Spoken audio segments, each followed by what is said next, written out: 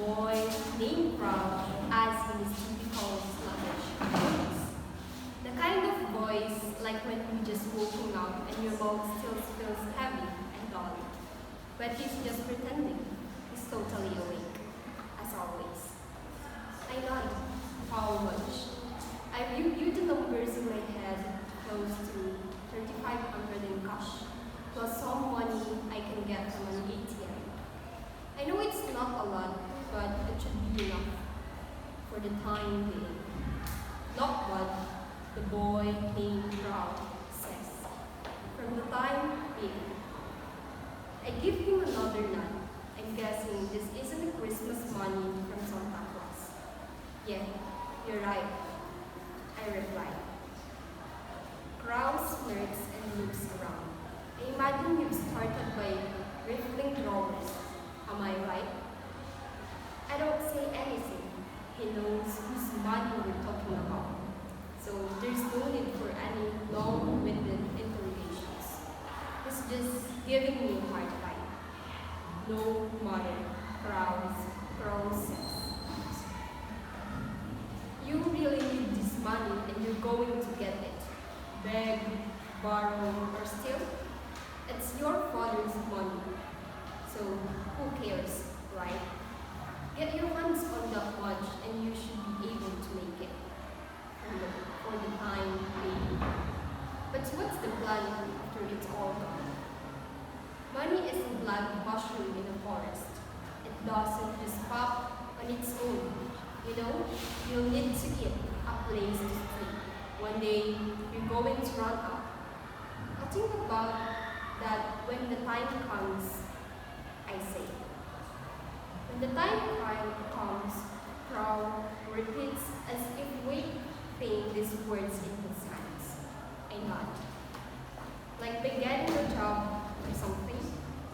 Maybe, I said. Crow shakes his head. You know, you've got a lot to learn about the world.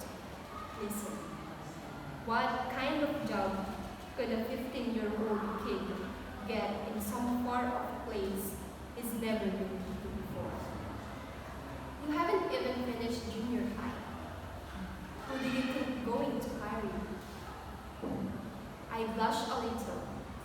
It doesn't take much to make me blush. Forget it. He says. You're just getting started and I shouldn't lay all this depressing stuff on you. You've already decided what you're going to do and all that's left is to set the wheels in motion. I mean, it's your life. Basically, you gotta go with what you think is right. That's right. When all is said and done, it is my life. I'll tell you one thing too. You're going to have to get a lot tougher if you want to make it. And try your best, I say. I'm sure you are, Crow says. These last few years, you've gotten a whole lot stronger. I got to hand it to you. I nod again. But let's face it, you're only 15, Crow goes on. Your life just begun and there's a ton of things out in the world you never laid eyes on. Things you never could imagine. As always, we're sitting beside each other on the old sofa in Father's study. Crow loves to study and all the little objects scattered around there. Now, he's toying with a V-shaped glass paperweight. If my father was at home, you can be that Crow would never look another way. But I had to get out of here, I tell him. No two ways around. Yeah, I guess you're right. He places the paperweight back on the table and brings his hands behind his head. Not that running away going to solve everything. I don't want to rain on parade on anything. But I wouldn't count on escaping this place if I were you. No matter how far you run, distance might not solve anything. The boy named Crawl lets out of sight, then rests a fingertip on each of his closed eyelids and speak to me from the darkest within. How about we play our game? He says. Alright, I say. I close my eyes and quietly take a deep breath. Okay, picture a terrible sandstorm, he says. Get everything else out of your head. I knew what he says. Get everything else out of your head. I forgot who I am. And I am a total blank. The things start to surface. Things that as we sit here on the old leather sofa in my father's study, both of us can see. Sometimes fate is like a small sandstorm that keeps changing direction. Krauss says. Sometimes fate is like a sandstorm that keeps changing direction.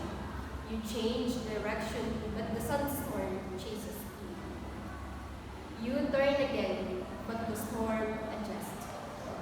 Over and over, you play this out, like Simon Muse danced with that just before dawn. Why? Because this storm isn't something that blew in from far away. Sometimes that has nothing to do with you. This storm is you, something inside of you. So all you can do is give in to it. Step right inside the storm, closing your eyes and plugging up your ears so the sun doesn't get through. And walk through it step by step. There's no sun, there's no moon, no direction, no sense of time. Just fine, white sun swirling up in the skies like pulverizing balls. That's the kind of sunstone you need. And that's exactly what I do. I imagine a white funnel sketching up vertically like a big bowl. My eyes are closed tight, hands cupped over my ears, so those fine grains of suns can blow instantly. The sun storms grow steadily closer. I can feel the air pressing on my skin. It really is going to swallow me up. The boy called Brown softly rests a hand on my shoulder. And when blood storms vanishes, from now on, no matter what, you've got to be the world's toughest 15-year-old. That's the only way you're going to survive. And in order to do that, you've got to figure out what it means to be fast. You following me? I keep my eyes closed and don't reply. I just want to sink off into sleep like this. His hand on my shoulder. I hear the faint flutter of wings. You're going to be the world's toughest 15-year-old. Raw whispered as I tried to fall asleep, like he was carving the words in a deep blue tattoo on my heart. And you really will have to make it through the violent, metaphysical, symbolic storm. No matter how metaphysical or symbolic it might be, make no mistake about it. It will cut through flesh like 1,000 razor blades. People will bleed there, and you will bleed too. Hot, red blood. You catch the blood in your hands, your own blood and the blood of others. And once the storm is over, you won't remember how you made it through, how you managed to survive. You won't even be sure, in fact, whether the storm is really over. But one thing is certain: when you come out of the storm, you won't be the same persons you were. That's what this storm is all about. My 50th birthday, I run away from home, journey to far off town, and live in a corner with a small library. It take away to go to the cool thing, all the details, so I'll just give